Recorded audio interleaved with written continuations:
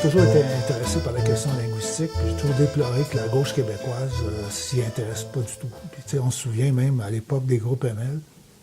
Il avait dénoncé ça comme du fascisme, quasiment la loi 101. C'était des trucs bourgeois. Ouais. Alors que, écoute, c'est vraiment important, langue de travail, les ouvriers, tout ça, puis de façon générale. Et puis, à un moment donné, à l'autre journal, depuis le début, on a toujours eu des chroniques. Quand le mouvement Québec français était là avec Guy Boutillier, on avait une chronique par mois dans l'autre journal, puis il s'est engagé à envoyer le journal à tous leurs membres. C'est le genre d'entente qu'on faisait à un moment donné. À un autre moment donné, une autre entente de diffuser notre journal à tous les francophones hors Québec. La Société Saint-Jean-Baptiste avait une fondation qui avait de l'argent. Toutes les organisations francophones hors Québec, on avait ça. Et puis, avec Charles Gastonguay, avec la langue. Puis quand Curzi a été élu député du PQ, c'était son dossier, la langue. Fait que, moi, je vais le rencontrer, faire une entrevue avec lui, puis tout ça. Et puis, je lui dis, qu'est-ce que tu penses de l'extension de la loi 101 au cégep? Il ne réagit pas tout de suite. Puis finalement, il pense, il dit, oui, je suis d'accord. Ben, je dis, regarde, tu n'as pas l'air très, très sûr. On va faire une chose. Moi, j'écris l'article, je vais te l'envoyer, et puis ça va être un paragraphe là-dessus. Puis demain, tu me dis si tu es d'accord, si tu n'es pas d'accord, je dis, gars, je l'enlèverai, on ne sera pas plus mauvais amis pour ça. Je le rappelle le lendemain, il dit, ouais, ça marche. Je suis d'accord avec ça, je pense que c'est important, tout ça. Puis lui, il a tout monté le dossier sur la langue, puis il a monté ce dossier-là aussi.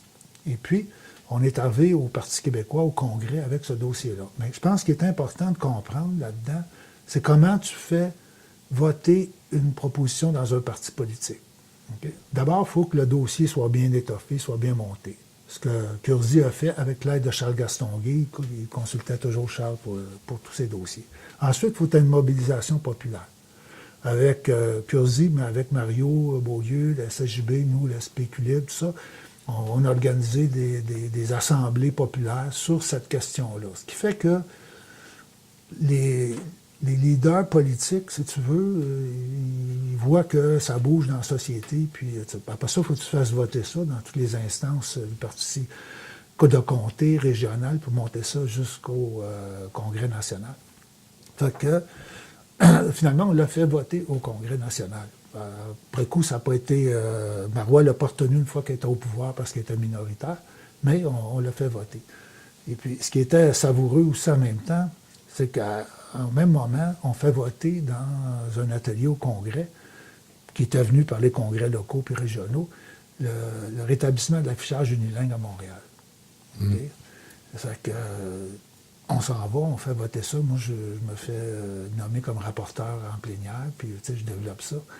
Là, le PQ ne veut pas ça, mais je ne sais pas pourquoi, ils ne l'avaient pas vu venir. Pourtant, c'était dans les propositions, tout ça, ils n'ont rien fait pour s'y opposer. Puis ça passe à 2/3 du vote. Hey, là, la panique pogne bien raide, puis tout ça. Les journalistes, le Congrès, il ne se passe rien. Pour eux autres, ça, c'est l'événement du jour. Et fait qu'ils ont travaillé le lendemain pour avoir une reconsidération du vote. Ça veut dire que quelqu'un qui a voté pour est obligé de venir au micro pour dire peut-être que c'est pas clair ou quelque chose, n'importe quoi. Une sorte de référendum. Moi, exactement. Fait que Marois va au micro, tout ça, puis elle amène à force Curzi d'aller aussi pour aller contre. Puis moi, je pense, finalement, ça a été rebattu là, à ce moment-là, mais peut-être encore 2/3, quand même un tiers qui ont résisté là, aux pressions parce que là, ils font des pressions toute la nuit, là, ils vont dans les chambres d'hôtel, puis tout ça, là, ils contactent tout le monde pour qu'ils changent leur position, là, parce que les gens étaient contents d'avoir voté ça. Mais Curzi, c'était une des raisons de sa démission. Ouais. Ça, je pense après, parce qu'il n'a vraiment pas pris d'avoir été obligé d'aller se prononcer en plénière contre. Là. Je dis après, Pierre, regarde, c'est pas grave, on ne l'avait pas travaillé. T'sais. C'était venu comme cheveux sur la soupe quelque part. C'était pas comme ce qu'on voulait, c'était le cégep. Non. Fait que moi, je pense que les gens syndicalistes ou d'autres qui veulent faire triompher une idée dans un parti politique qui est démocratique, là, c'est faut que tu documentes ton point très bien, puis il faut que tu t'organises une mobilisation populaire autour. Sinon, oublie ça, tu peux pas arriver avec une idée comme ça, un progressiste que tu dois faire passer contre d'autres, c'était pas ces conditions-là sont pas réunies.